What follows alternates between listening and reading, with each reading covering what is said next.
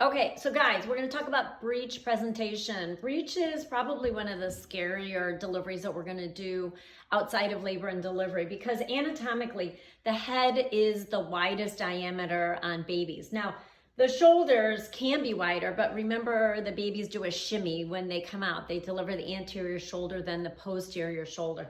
So this big old noggin here of cletus, when we have a breech presentation, we don't know if the pelvic bones are big enough to deliver this baby. When we have a baby that's vertex or head first, we know the head can fit through because that's the first thing that comes out. So as I mentioned with my last, when we were talking about vertex deliveries, putting moms in positions of comfort, so side lying, things like that are going to make her more comfortable. But when we're trying to open up that pelvic outlet, if we're concerned that this is a term baby and the head might not fit, we're going to use cletus here and put him in, or her, in some kind of obscene positions here. So the first thing would be if cletus was our mom and we put the mom in all fours like this, that helps to open up the pelvic outlet.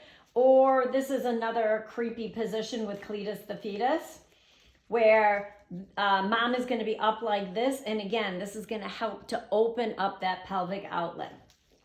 I did not sign up for this. Okay, so now we're going to do the breech delivery. Hang on, we have to, after that last delivery fiasco, we have to lube up cletus a little bit more so he fits through a little bit more seamlessly. How's that going?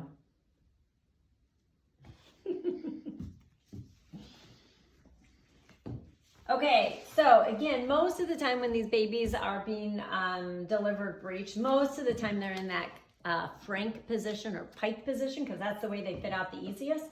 So baby's presenting part is going to be butt, and the hardest part about doing breeches is it's a hands-off delivery. Baby is going to keep coming down, keep descending. At this point, I'm going to tell mom to push because I want to get this baby out. Now that I'm about at the umbilicus or close to the scapula here, if the legs are not in the way, I'm just going to let them stay this way, and the weight of the baby is going to help to deliver the baby. I'm going to use a dry towel so I can dry the baby off for two reasons. One, the baby is going to get hypothermic, and more importantly, I want to be able to hang on to this baby, and when they're slippery and wet, that's going to make it more difficult. But I don't have a towel, so we're going to go with it. Okay, baby's tush is going to descend a little bit more. Now, if these legs, I want to get them out of the way, all I need to do is bend behind the knee, and then I can extend that leg. Same thing on this side. Okay? Now, again, gravity is going to help bring this baby down to about the scapula. But the baby has to do these internal rotations. It's kind of like a key in a lock. So again, the baby is going to have to do an internal rotation. So I'm going to wrap my hands around the sacrum with my thumbs like this, and the baby is going to make a spontaneous rotation.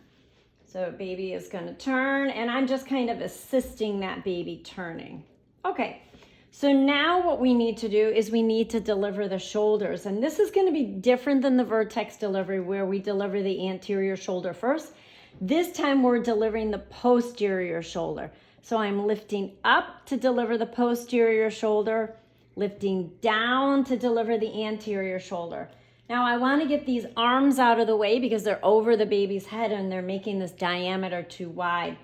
So I'm going to put my finger up here. I'm going to grab my baby kind of by the crook of the elbow, and I'm going to sweep that arm down in front of the baby.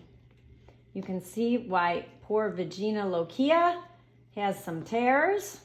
Okay, so that's the anterior arm.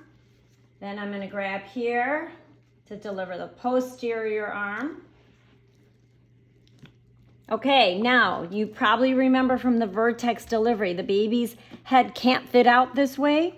So baby is going to rotate back down to an occiput anterior.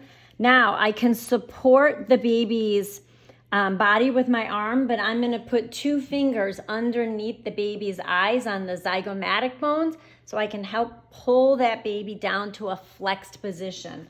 My other two fingers are going to go on the occiput, also pushing forward, forcing that baby's chin down. If my baby's chin is extended up like this or flex, the baby is not gonna fit out, and that's gonna be terrible. We're gonna have this baby out to the head. So this is called the Morceau maneuver. I'm gonna put my fingers in, forcing that flexion. Baby, mom is gonna push, push, push, push, and then I literally flip the baby like this on the mom's tummy. We made it! Okay, that's it.